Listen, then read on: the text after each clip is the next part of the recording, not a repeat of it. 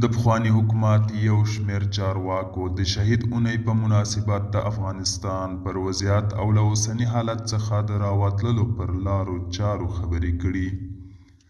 سلام، وخت مو بخیر. پام وکړئ د نن ورځې تازه خبر ده.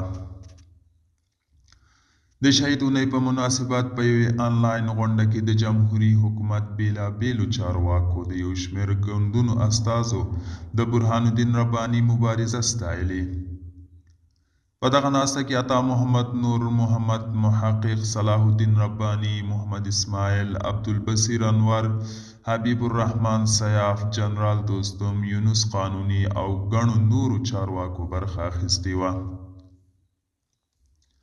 دوی د صلاح الدین رباني د شخصیت او مبارزې ترڅنګ په افغانستان کې د روان وضعیت په اړه هم خبرې کړې دي.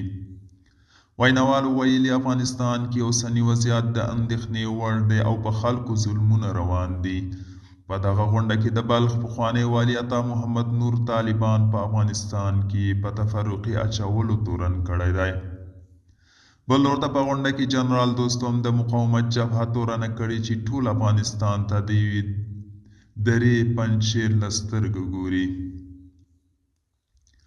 یونس قانوني بیا ویلي دي اوس په یوې نوې تجربې کې دي او ټول باید په یو لوی او نوي فکر د یو روښانه افغانستان جوړولو لپاره کار وکړي. هغه طالبان یو وسله واله ډله بللې او زیاته کړې چې دوی بیرته د ټولو لپاره ګواښ دي. قانوني ویلي افغانستان د دیو ټولو پر وړاندې پرانیسته دی او کولی شي چې یو جغرافیایي ونیسي. خو ټینګار یې کړی چې په راتلونکي کې باید فکر وشي. دوستانو، دا و د نن ورځې چمتو کلی خبر.